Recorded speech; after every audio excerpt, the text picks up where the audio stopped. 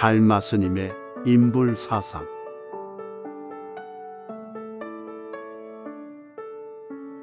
청정한 지혜는 미묘하고 원만하여 그 자체가 스스로 공적하다.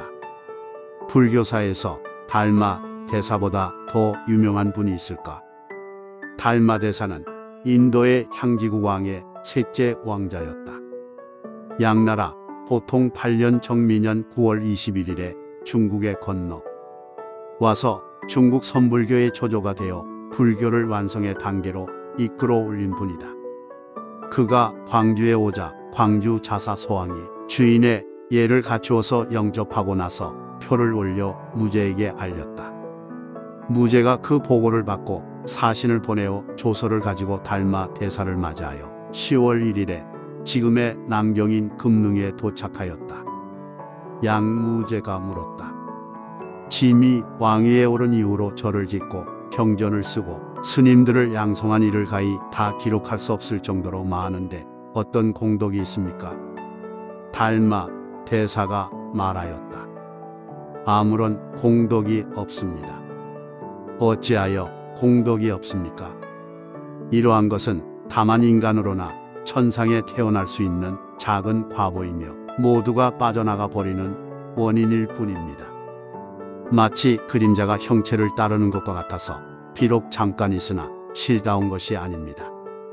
그렇다면 어떤 것이 참다운 공덕입니까?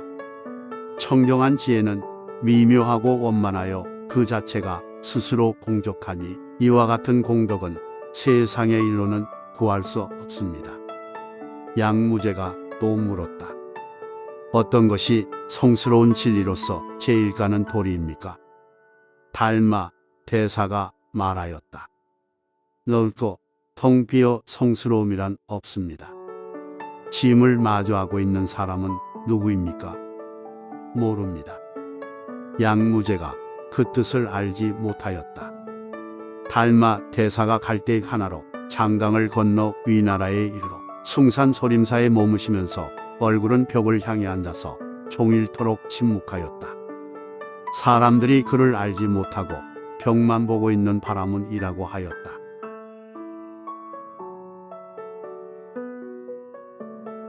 천하 사람들의 눈을 열어주는 지침. 금능에서 달마 대사와 양무제와의 그 역사적인 만남은 불행인가 다행인가? 두 분이 유명한 대화를 남겨 오늘날까지 선불교 사상의 핵심을 이루고 있다. 즉 여러 가지 불사를 하여 큰 복을 지었는데 그것이 어떤 공덕이 되는가?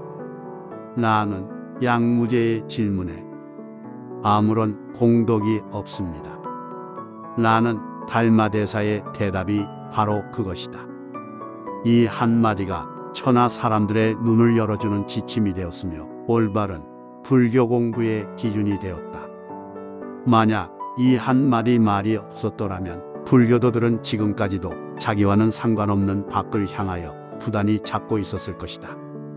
절을 지어 복을 닦으며 탑을 쌓아 공덕을 짓고 온갖 보시와 선행으로 공덕이 된다고 믿었을 것이다.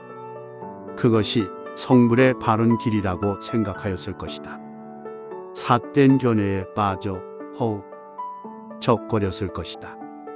그렇다면 진정한 공덕은 어디에 있으며 무엇이 성불의 바른 길인가? 달마 대사는 양무제가 그동안 해온 불사로는 한갓 천상이나 인간에 태어날 수 있는 과보에 불과하다고 하였다. 무한한 생명과 무한한 광명의 대해탈과 진여열반의 상과는 그 거리가 10만 8천리라고 한 것이다. 그래서 청정한 지혜는 미묘하고 원만하여 그 자체가 스스로 공적하니 이와 같은 공덕은 세상의 일로는 구할 수 없습니다. 라고 하였다. 즉 사람이 본래로 갖추고 있는 그 본성의 공덕과 청정한 지혜는 세상의 일이나 인위적인 수행으로 얻어지는 것이 아니라 이미 갖추고 있어서 누가 가져갈 수도 없으며 새롭게 다듬거나 장엄하거나 닦을 것이 아닌 그 사실을 아는 것뿐이다.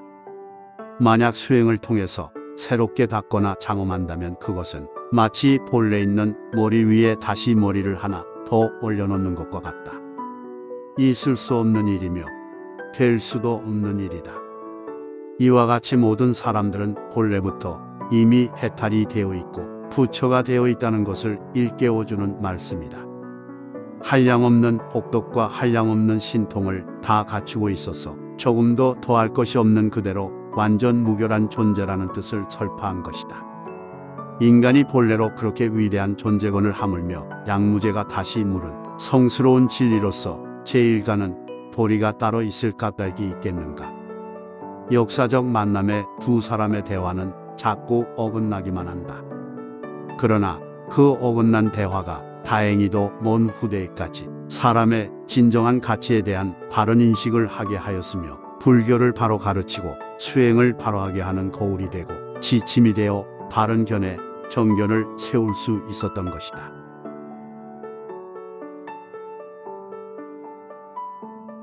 오직 모를 뿐.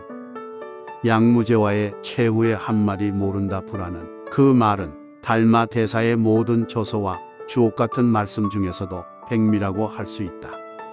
모른다보다 더 훌륭한 말이 어디에 있겠는가. 후대의 어떤 선사도 오직 모를 뿐이라고 하지 않았던가.